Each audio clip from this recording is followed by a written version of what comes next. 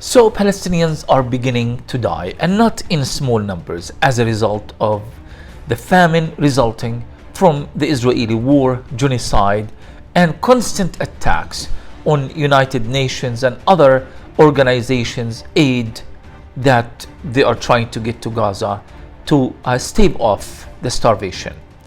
But why is Israel keen on doing so? And is this a new phenomenon?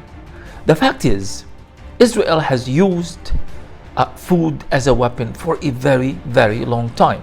I was born and raised in a refugee camp in Gaza, and I remember during the first Intifada or uprising in 1987, when Israel used to impose these major restrictions and of course military curfews on refugee camps that were particularly rebellious in demanding their rights and demanding an end to the Israeli occupation by shutting down water, electricity, and preventing food from entering into the camp until we reach the point of near starvation.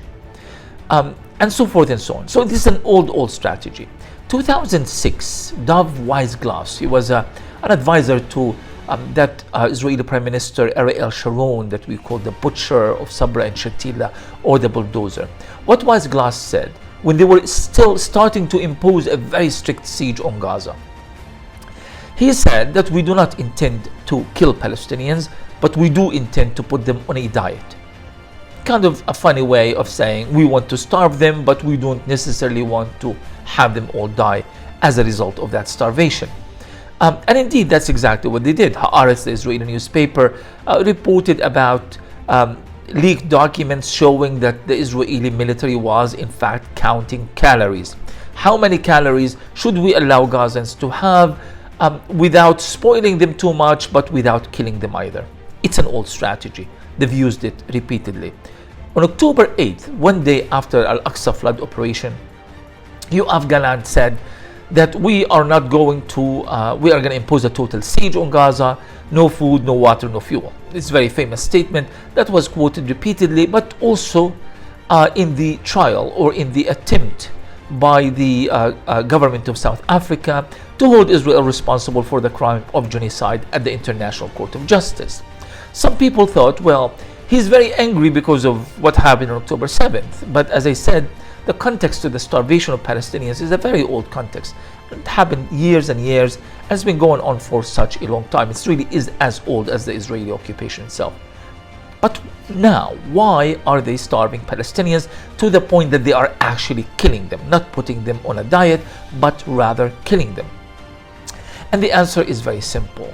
Israel is incapable of winning the war against the Palestinian resistance movements, whether Hamas, Jihad, or the socialist groups, or any others, including Fatah itself, who are still fighting in all parts of Gaza, from the north, Beit Hanun, Beit Lahia, to Zaytun and Sheikh Radwan and Jabalia, center, Burej, Rafah, Maghazi, and of course south, Khan Yunis, and Ben Ishela and Rafah. So, because Israel is failing in achieving any of its military objectives, and because strategically, not only it's failing to achieve any strategic objectives, every single day, it is the one that is actually losing strategic points. It's being recognized indeed for what it is, a criminal regime that is killing innocent people in their tens of thousands. So now they are resorting to this desperate strategy from their point of view, but it's creating a degree of desperation that is really unprecedented among the Palestinian population, and that is the total starvation of the Palestinian people. So people are beginning to die in large numbers, especially in northern Gaza, because only 9 trucks have been allowed into northern Gaza for the last 2 weeks. And as of today, the United Nations has decided that they are not going to be even attempting to bring these trucks to feed nearly 700 to 800,000 people who are still stranded in northern Gaza. Israel is using them as an example. That's what happens when you don't follow military orders. When you are asked to flee, even though they killed them while they were trying to flee. And those who actually did manage to reach southern Gaza were also killed as well. There is no safe place in Gaza. There is no escape routes in Gaza. There is no mercy to any Gazan anywhere, whether in the north or in the center or in the south. And now Israel is utilizing the weapon of utter and total starvation. This is the reality of it. Now you know. Hopefully you can take any kind of action exposing this vile apartheid regime. Write to your representatives. Do something, anything.